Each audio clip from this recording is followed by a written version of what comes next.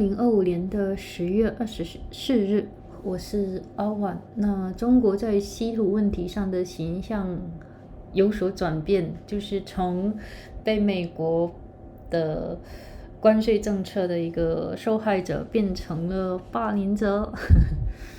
那么，就是中国就是准备利用其在现代制造关键矿产领域的垄断地位，对抗任何阻碍其发展的国家和企业。那本来是为了报复特朗普总统的关税政策和技术限制。那北京就是多次限制稀土出口，引发全球供应链混乱。那现在中国官员就是扩大管控范围，那这使得说就是大家对此就是会有所谴责，就是从谴责对此类出口的管制措施，到如今表示自己正在效仿美国的做法，那也是一种就是说不负责任的一个霸权国家。那亚洲的一个协会政策研究所中心的分研究员那个刘蒙就说，中国正在走钢丝上，一方面要巩固在中美贸易谈判中的地位，另一方面又要避免让世界其他国家对其出口管制意图产生恐慌。那中国这方面呢是督促了华盛顿取消对先进半导体芯片的出口限制，然后降低关税，并消除中国对美投资的障碍。那作为回应的话，特朗普是宣布对华加征100%的关税，并对美国软件实施出口限制。所以说呢，如果双方关系不佳，那么出口申请需要很长时间才能处理，甚至在某些情况下可能被拒绝。吴兴博说你知道我们都是向你学的，如果你说这是胁迫行为，那也是你先来的。哎呀，那中国商务部长就是副部长宁基周一会见了170多家外国企业和商业团体的代表，他承诺中国将继续批准合法交易，继续维护全球稀土供应链的一个稳定。但专家表示说，中国是不太可能取消这些措施的，就是他已经将出口管制打造成了一种政策的工具。那在国内的话，一个新的一个稀土管控体系又引发了一定程度的一个民族自豪感。所以说这就是一个地缘政治和民粹主义的一个汇合。就是说不过的话就是目标就是那欧盟的贸易专员就是塞夫科维奇就是周二告诉中国的商务部长说，中国的稀土管控体系给我们的关系蒙上了阴影。那加拿大、英国、法国、德国、意大利、日本和美国组成的7国集团代表官员就是表示，他们在考虑联合回应。所以说许多国家都认为说，就是中国这个强硬的一个管控措施就是破坏了一个当下的稳定，也可以说被视作一个挑衅行为。所以说好吧，我们继续在稀土这个问题上，我磨我的口语，然后你磨你的听力。With power move on real earth, China plays both victims and bully. In Beijing's version of the trade war, the United States is bully and China is a victim. A rising power trying to protect the global economy while Washington unveils tariff and technology bends its way.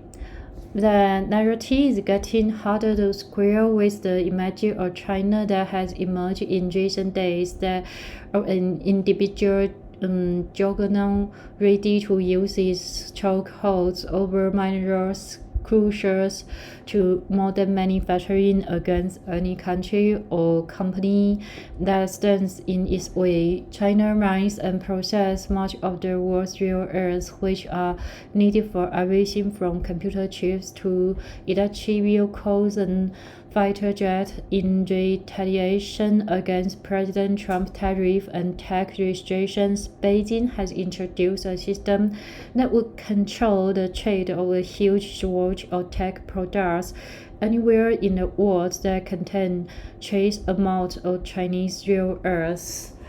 The move gives Beijing powerful leverage going into a meeting next week between Mr. Trump and China's leader Xi Jinping, a chance to remind Washington that China's grip on managers can shape the terms of any trade truce. Still, the economy martial threats could backfire for Beijing, which have spent years condemning the American export control that it now says it is copying. By showing it's willing to weaponize rare earths, limiting access to only those countries that it favors, China risks just like the irresponsible hedge-funds that it often accused the United States of being in. China's working in a fine line here, brick strengthening its position in U.S.-China trade negotiations and scaring the rest of the world about its export control intentions that Neil Shermos, a fellow at the Asian Society Policy Institute Centers for China Analysis. China has pressed Washington to drop its restrictions on exports of advanced semiconductor chips, lower tariffs, and remove obstacles to Chinese investment in the United States. In response, Mr. Trump has threatened an additional 100% tariff on China products and export restrictions on U.S. software. The two sides analysts believe could try to stabilize the relationship and agree to suspend their most punitive measures, meaning a pause on U.S. tariff and expanded tax restrictions and a delay in the Chinese controls on rare earths. The Chinese controls would require exporters starting in December to seek approval from Beijing to sell components that include Chinese rare earths on or made with Chinese equipment. Chinese officials say the rules are meant to prevent the country's rare earths from being used to develop weapons, but they would also allow Beijing to selectively turn the spigots on and or off for political reasons.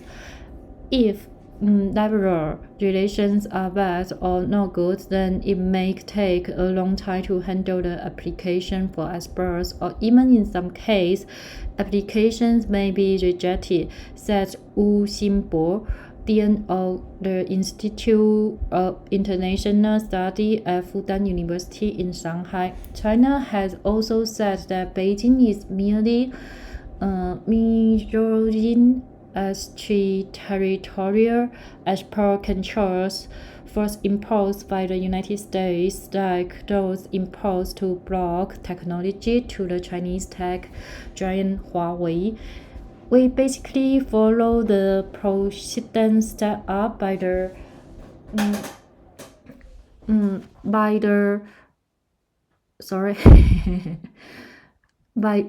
US and its alliance a long time ago. So if you want to say this is coincides, fine, we just learned from you, right? Mr. Wu said. The naked coin, which some analysis has compared to the Trump Liberation Day tariff for its wide-reaching, one-sided approach, may undermine efforts by Chinese leaders to case their country as a reliable trading partner, a defender of globalization, and viable alternative to the United States as a global leader. As the backlash against the measure has grown, Chinese officials have been trying to downplay them, saying that they are not as burdens. China's Vice Commerce Minister Lin Jin met on Monday with representatives of more than 40 foreign companies and business groups, offering reassurance that China will continue to approve the legitimate transaction and maintain stability in the supply of rare earths. But experts say China is unlikely to roll back the measures. Chinese officials have been holding export controls as a tool since as earlier as 27. The gun is loaded, and they had demonstrated their intention to pull the trigger at some point, said Josh Dorsey, a former Biden administration and author of the non-game China's grand strategy to display American order. So the question now is only what issues they pull the trigger on, he said. Beijing, he added, is likely to use the control to strengthen its hand first in economy negotiations and eventually over other issues, including its claims over Taiwan, the island democracy. At home, there is a degree national pride around the new system, with the Chinese state media and commentators hailing their country's transformation from the world suppliers of rare earths to a leader maintaining order in the global supply of the critical elements. The U.S. is used to making moves and other following. Now that China is taking the initiative, they are a bit passive and for uncomfortable surprise and even shocked that China could be likely, said Shi Hongcai, a deputy director of the Economy Policy Committee of the China Association of Policy Science in Beijing. While China has deployed various forms of the economic coercion before, including cutting of the shipment of rare earths to Japan in 2010, experts that the latest measures are its most aggressive. Part of the China's goal is applying the rule globally, not just towards the United States, maybe to deter other countries from trying to reduce their reliance on Chinese supply chains, a strategy known as the de-risking. They knew they were going to get some blowback, but they saw it was important to show strength and to show the flags here, to show anyone who might be thinking about aligning with the US or pushing their own de-risking agenda that that's not going to be costless for them, said Emily Chris, a senior fellow at the Center for New American Security. It might be having the opposite effort.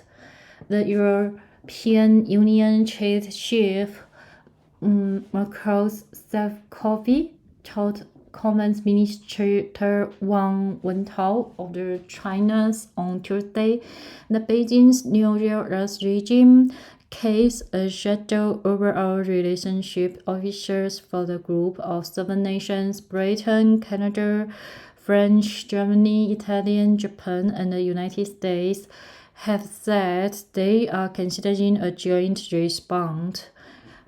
Treasury Secretary Scott Bessent said on Wednesday that the United States was considering putting restrictions on software exports to China's retaliation for the rare earth restriction, a move he said would be done with other G7 nations. This time around, you see that it's not just the US complaining, said Kyo Chen, and adjutant researcher at the Rand Corporation focusing on China industry policy. It was many countries that felt like this is not only destabilizing for them, but it seemed almost an aggressive act. Thanks for listening. Hoping you have a good life, full with happiness and joys, and have a good weekend.